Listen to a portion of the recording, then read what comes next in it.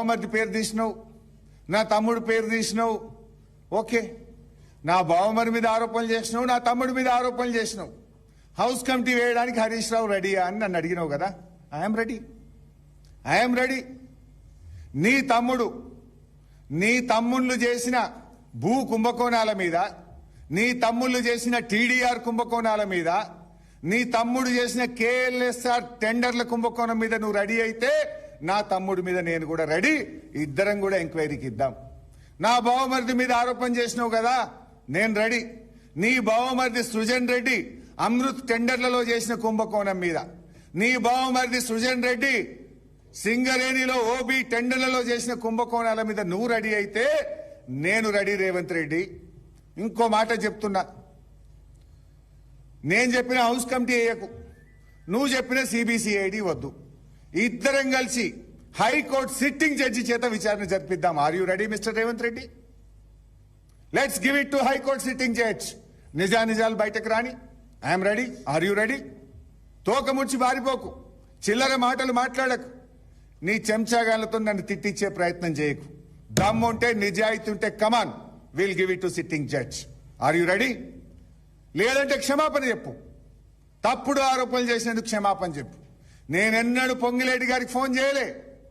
ఒకసారో 2 సార్లు మాట్లాడితే బీఆర్ఎస్ హయాంలో పేదలకు గృహలక్ష్మి ఇండ్లు ఇచ్చాం, ఆ ఇండ్లకు బిల్లులు రావడం లేదు, వేలాది మంది ఇబ్బంది పడుతున్నారు, ఆ గృహలక్ష్మి పైన ఒక నిర్ణయం తీసుకోండి అని మాట్లాడమే తప్ప ఏ రోజు ఏ ఫేవర్ కోసమో ఏ పని కోసమో ఏనాడు కూడా ఫోన్ చేయలేదు. ఆ చేసే చరిత్ర మాకు లేదు. నీకుండొచ్చు, నీ మంత్రులకు ఉండొచ్చు, కానీ మాకు అటువంటిది లేదు. అదేవిధంగా మొన్న ముఖ్యమంత్రి గారు అసెంబ్లీలో మాట్లాడుతూ కేటీఆర్ గారు, హరీష్ రావు గారు, మీరు రాతపూర్వకంగా లెటర్ రాయండి, నేను హౌస్ కమిటీ వేయడానికి రెడీ, ఏ విచారణ మీదైనా ఎంక్వైరీ చేయడానికి రెడీ అని అసెంబ్లీలో రేవంత్ రెడ్డి గారు మాట్లాడారు. రేవంత్ రెడ్డి గారు, నువ్వే మాట్లాడినావు కదా అసెంబ్లీలో, హరీష్ రావు గారు, కేటీఆర్ గారు, మీరు ఇద్దరు లెటర్ రాయండి అన్నావు. మేమిద్దరం ఎందుకు? మొత్తం బీఆర్ఎస్ పార్టీ ఎమ్మెల్యేలం అందరం సంతకాలు పెట్టి అలా లెటర్ రాసినాం. మొత్తం బీఆర్ఎస్ ఎల్పీ తరఫున రాసినాం లెటర్. గౌరవనీయులు మా ఎమ్మెల్యేలు వివేక్ గారు, కోవా లక్ష్మి గారు, మాణిక్రావు గారు, అనిల్ జాదవ్ గారు ముఖ్యమంత్రి గారికి లెటర్ ఇవ్వడానికి ముఖ్యమంత్రి ఛాంబర్కి పోయింది. ఈరోజు ఈ స్కామ్ల మీద అవినీతి జరపండి, నువ్వు అసెంబ్లీలో అడిగినావు కదా, నువ్వు అడిగిన ప్రకారంగా ఇగో ఈ లేఖ రాస్తున్నాం,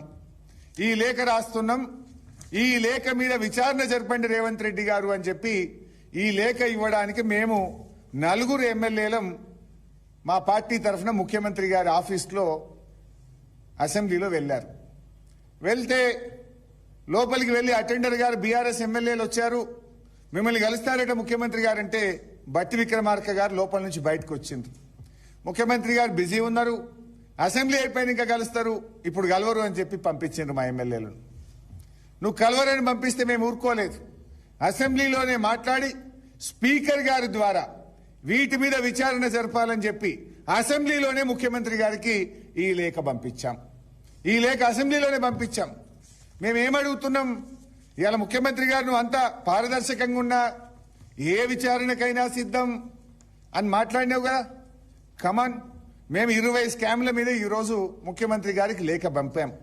సివిల్ సప్లై స్కామ్, అమృత్ టెండర్ల scam, KLSR scam, Naini coal block scam, Singareni OB టెండర్ల scam, NTPC thermal power scam, HCU భూముల స్కామ్, లగచర్ల ల్యాండ్ స్కామ్, 1 కోటి ఎకరాలు నిషేధిత జాబితాలో పెట్టి నచ్చిన వాళ్ళై లెక్క కుదిరిన వాళ్ళై తీసేసేటువంటి స్కామ్, అదేవిధంగా ఎక్సైజ్ డిపార్ట్మెంట్ లో మైక్రో బ్రీవరీ స్కామ్, హ్యామ్ రోడ్ల scam, TDR scam, young India school scam, 4th city scam, hill TP scam, అక్రమ mining scam, Deccan cement scam, మంచిరేవుల దేవాదాయ భూముల కుంభకోణ స్కామ్. వీటన్నిటిపై విచారణ జరపాలని మా ఎమ్మెల్యేలం మేమందరం సంతకాలు పెట్టి ఈ లేఖ ముఖ్యమంత్రి గారికి పంపినాం.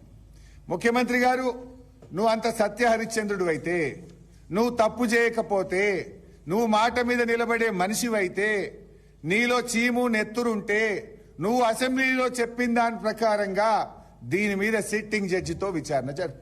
కమాన్, సిట్టింగ్ జడ్జితో విచారణ జరుపు, లేదా హౌస్ కమిటీ వేయి. నువ్వు తప్పు చేయకపోతే ఎందుకు భయపడుతున్నావు? తప్పు చేయకపోతే ఎందుకు తోక ముడుస్తున్నావు? మాట మీద నిలబడవా నువ్వు?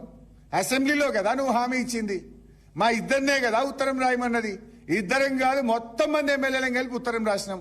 కమాన్, ఈ 20 స్కామ్ల మీద ముందుకు రా. దీని మీద సిట్టింగ్ జడ్జి చేత విచారణ జరుపు. నిజాయితీ ఉంటే, నువ్వు తప్పు చేయకపోతే దీని మీద ముందుకు రా. నువ్వు ఎన్ని డైవర్షన్ టాక్టిక్స్ చేసినా ఈ స్కామ్ వదలం. ఈ 20 స్కామ్ల మీద కూడా మేము పోరాడతాం. మైనింగ్ స్కామ్ మీద పోరాడతాం.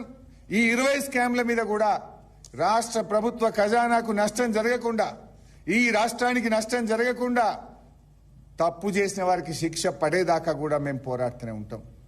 మైక్ ఇవ్వకుండా అసెంబ్లీ ఒక మాక్ అసెంబ్లీ అయిపోయింది. అసలు మాకు మైకే ఇయ్యరు. 4.5 గంటలు నిలబడ్డాము. గొంతు పోయేదాకా మైక్ ఇవ్వండి అన్నాం. మేము మా సీట్లో కూర్చుంటాం, మాకు మైక్ ఇవ్వండి అన్నాం. మా దిక్కు చూసుడు లేదు, మాకు మైక్ ఇచ్చుడు లేదు. నిజమైన అసెంబ్లీ నడిపే పద్ధతిదా? ప్రతిపక్షాల గొంతు నొక్కడమేనా?